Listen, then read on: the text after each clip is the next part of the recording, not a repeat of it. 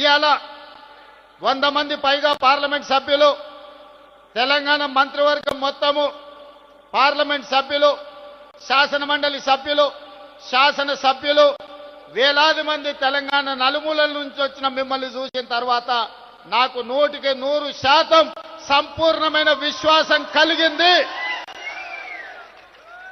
రాహుల్ గాంధీ కన్యాకుమారి నుంచి కశ్మీర్ వరకు 150 రోజులు మండు టెండల్లో, మంచు కొండల్లో పాదయాత్ర చేస్తూ, తండాలలో, గూడాలలో, మారుమూల పల్లెల్లో పేదవాళ్లను కలుస్తూ, వాళ్ళ గుండెల్ని తడుతూ, వాళ్ళందరి ఆలోచన విని ఈ దేశానికి ఒక మాట ఇచ్చిండు.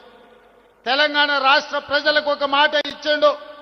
తెలంగాణ రాష్ట్ర ప్రజలకు విజ్ఞప్తి చేసిండు.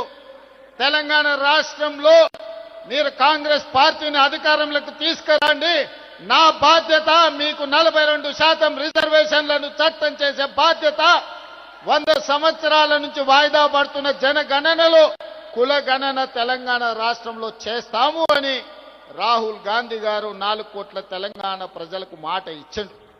కామారెడ్డిలో మా మిత్రుడు మహేష్ కుమార్ గౌడ్ గారి తీర్మానంతో షబ్బీర్ అలీ గారి నియోజకవర్గంలో 42% బీసీ రిజర్వేషన్లు, బీసీ డిక్లరేషన్ను ఆనాడు పొన్నం ప్రభాకర్ గారు, అదేవిధంగా మా manifesto committee chairman Sridhar Babu గారి తీర్మానం మేరకు రాహుల్ గాంధీ గారు, సిద్ధరామయ్య గారు కామారెడ్డిలో ప్రజలకు మాట